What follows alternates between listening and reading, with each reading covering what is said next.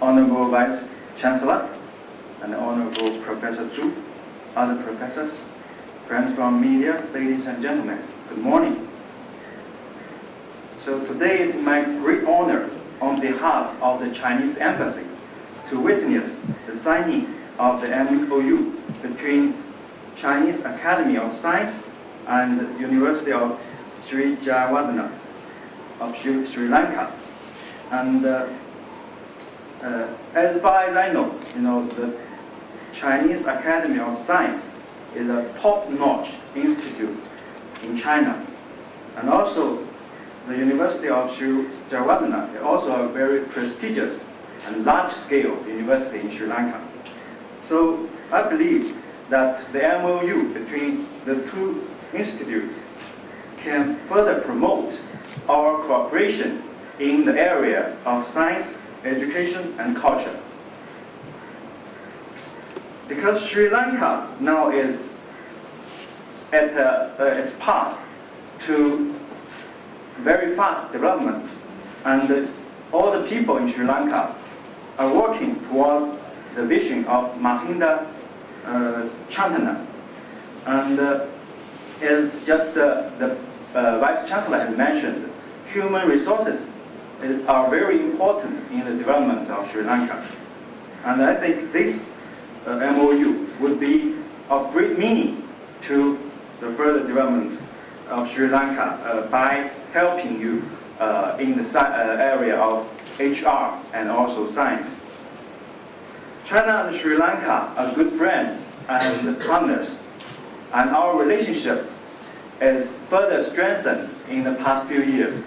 Last year, His Excellency President Rajapaksa visited China, and with our head of state, His Excellency Mr. Xi Jinping, they have together enhanced our relationship to the strategic cooperative partnership.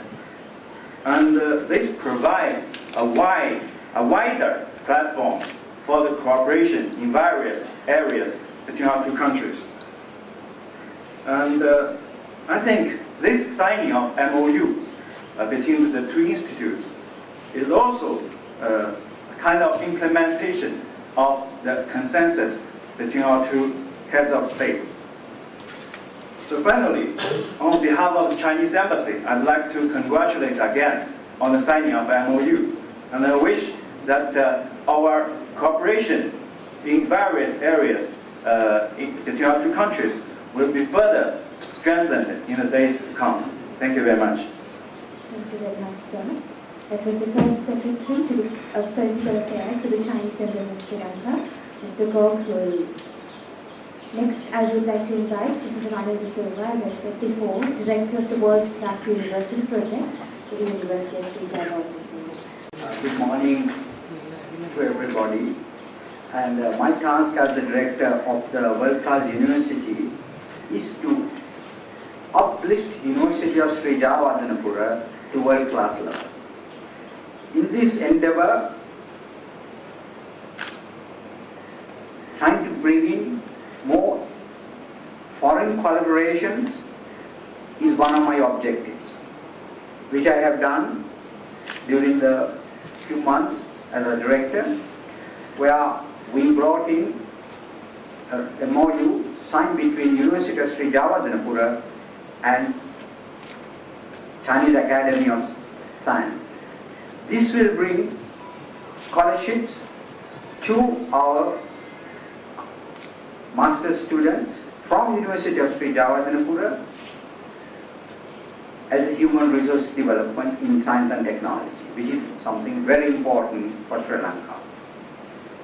At the same time, we are now negotiating with the institutes for various other fellowship split programs, which the President and the Council of the UCAS has shown very keen interest.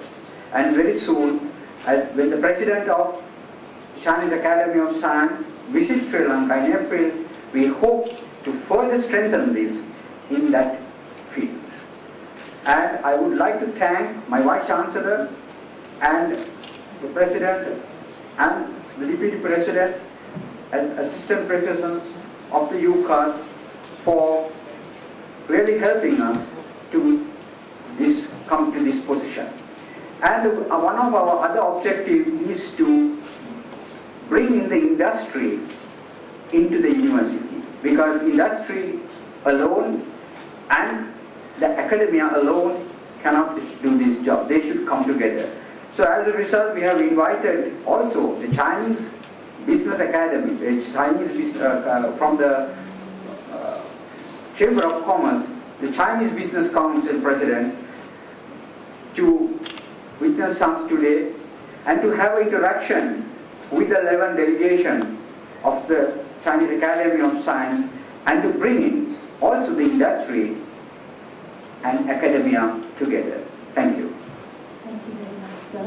I would like to invite Mr. Navid Jabesekara, the President of the Chinese Business Committee of the Chamber of Commerce, to address the gathering. Thank you, Professor, distinguished invitees, our friends from the embassy, and everyone present. First of all, good morning, Ayubon and Miao. Just to give you a brief, the Sri Lanka China Business Council has a membership of over 130 members and is the premier body which does business between Sri Lanka and China. The Business Council accounts for about 80% of trade which happens between Sri Lanka and China.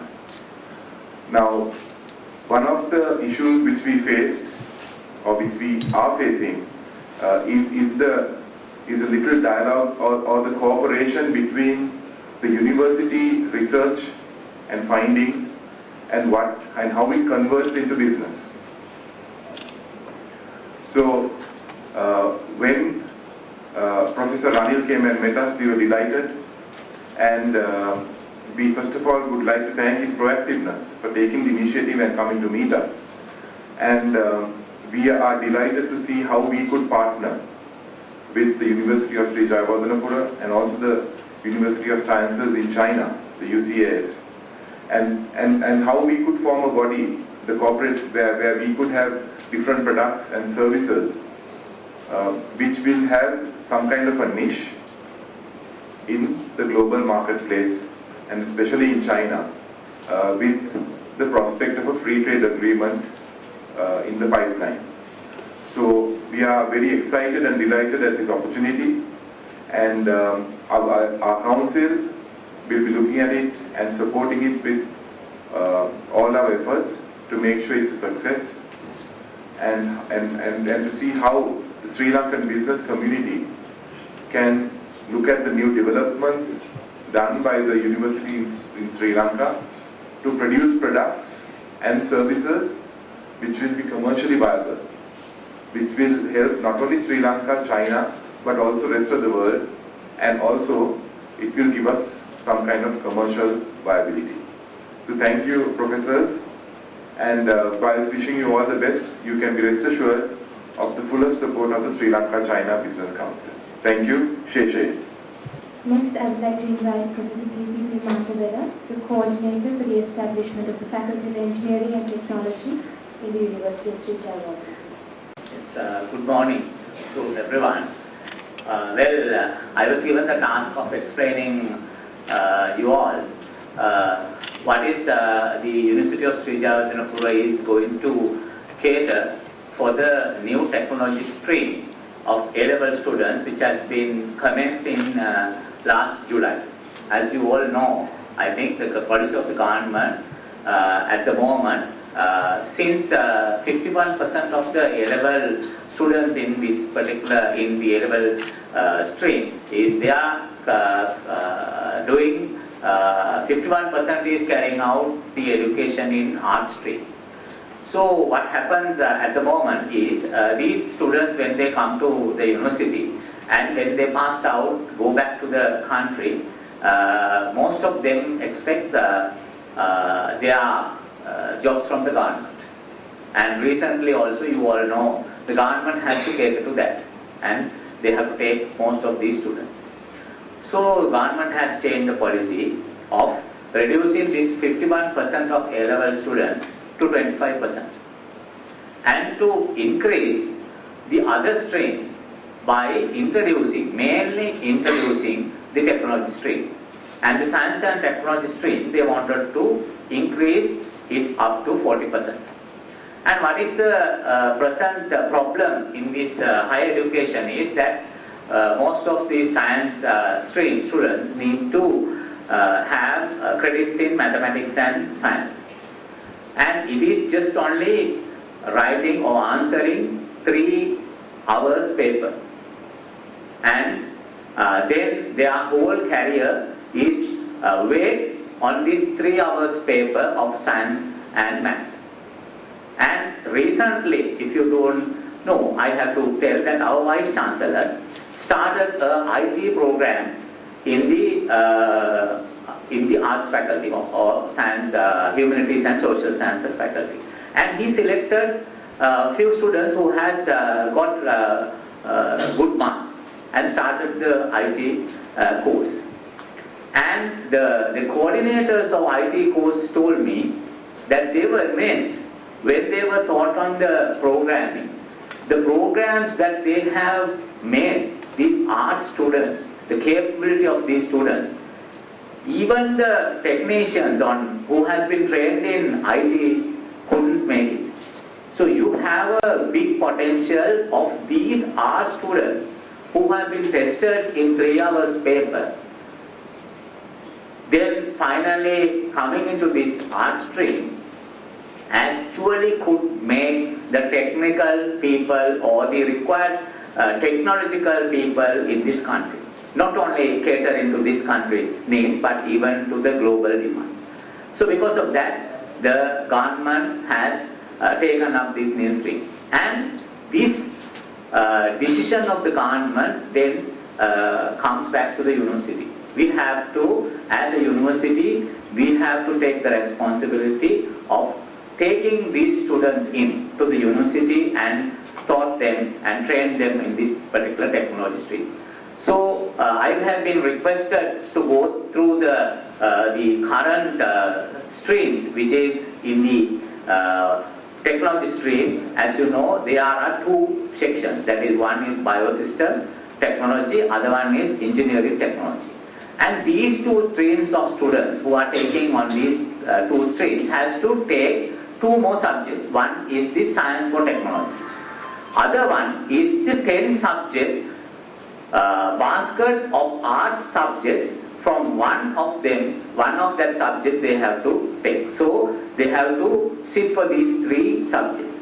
So what we have decided in our university is to take up 500 of them. At the moment, we believe that 200 schools are doing this, carrying out their continuing education in this technology stream, and we expect about 8,000 students will be sitting for the A-levels in 2015, and our university, according to the visions of our Vice Chancellor, we are going to take 500 of them into different streams.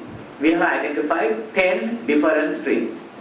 And if I mention you about the streams that has been identified by the university are biomedical engineering, no course in this Sri Lanka for biomedical engineering, where you have to, when you go to the what they call hospitals, your full body is being scanned. When the machines are broken down, you have to wait until the technicians from India and various other places should come. So we have identified a subject in biomedical engineering.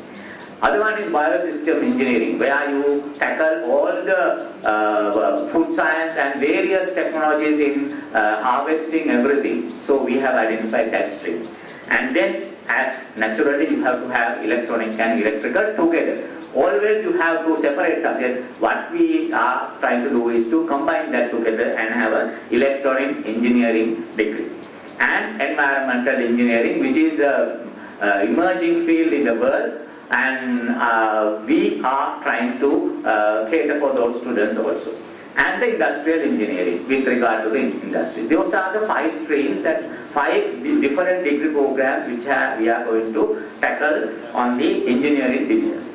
And the technology division, the first which we have identified is the archaeological technology, because at the moment the Department of Archaeology and the Central Cultural Fund is having a huge backlog of technical people who are doing. Actually, the archaeologists are well trained, but when you have to do the conservation of monuments and scientific analysis, and all those things are still not taught in our education or tertiary education system. So we have identified archaeological technology, then the biotechnology, where you identify the genetic analysis and various technical aspects of plant biology and human biology, and then human chemistry, and all those things, analysis of those things will be handled under that. Then construction technology. It is, as I need not explain, that construction technology is one of the major